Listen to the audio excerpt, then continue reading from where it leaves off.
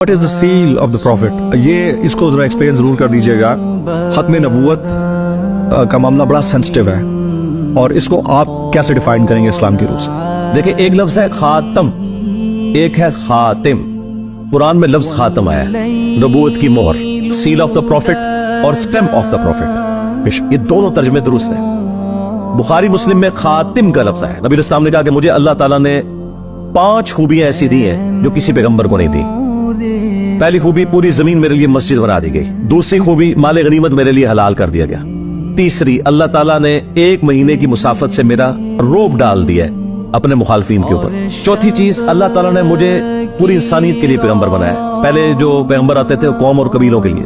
پانچواں یہ کہ اللہ تعالیٰ نے مجھے شفاعت کا اذن دیا. اور مسلم شریف میں ہے چھٹی خوبی کہ میرے اوپر نبوت کو ختم فرمایا. یہاں پہ مسلم شریف میں خاتم کا لفظ ہے. جو قادیانیوں کی ڈیمانڈ تھی کہ قرآن میں لفظ خاتم ہے، وہ اس کا مور ترجمہ کرتے ہیں، ہمیں کوئی اختلاف نہیں، لیکن مور کا وہ معنی لے جو صحابہ کرام نے لیا ہے.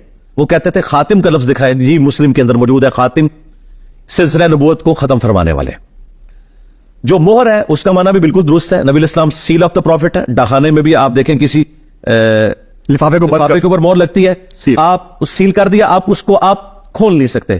یا اگر سٹیمپ لگتی ہے کسی ڈاکومنٹ کے اینڈ کے اوپر اور اس کے بعد جج قلم توڑ دیتا ہے تو پھر اس میں بھی کوئی ورڈ آپ ایڈ نہیں کرتے. نو امینڈمنٹ. جی دونوں باتیں درست ہے اپنی جگہ.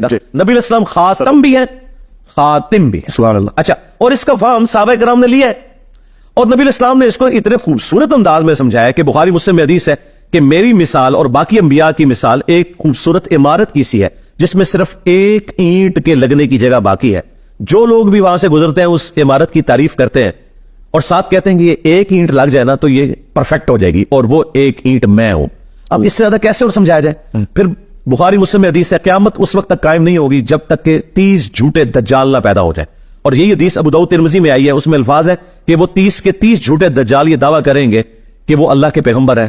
نبی علیہ السلام نے فرمایا انا خاتم النبیین لا نبی بعدی، میں خاتم النبیین ہوں، میرے بعد کوئی نبی نہیں ہے. ختم نبوت کا عقیدہ بالکل کرسٹل کلیئر ہے. اور یہ وہ فتنہ ہے جو حضور کی زندگی میں سامنے آ گیا تھا. بخاری مسلم موجود ہے. مسلمہ کذاب نے دعویٰ نبوت کیا. نبی علیہ السلام نے کہا کہ میں نے خواب دیکھی، اور انبیاء کا خواب وہی الہی ہوتا ہے کہ میرے ہاتھ میں 2 سونے کے کنگن ہیں. تو میں بڑا پریشان ہوا، میں نے پھونک ماری تو وہ غائب ہو گئے. تو اس سے میں نے اس کی تعبیر 2 جھوٹے پیغمبروں سے کی ہے اور وہ نبی اسلام کی زندگی میں ظاہر ہو گئے، مسلمہ کذاب اور اسود. اور مسلمہ کذاب نے تو باقاعدہ ایلچی بھیجا. بخاری مسلم میں آتا ہے نبی اسلام نے فرمایا کہ اگر یہ نارمز نہ ہوتی ہے ایلچی کو قتل کروانے کی تو میں اسے قتل کروا دیتا. اس نے کہا کہ آپ میرے ساتھ نبوت شیئر کر لیں. تو نبی اسلام نے کہا کہ نبوت میں میرا بھی اختیار نہیں ہے، تو اللہ تعالیٰ کا اختیار ہے. اللہ کو ٹھیک ہے.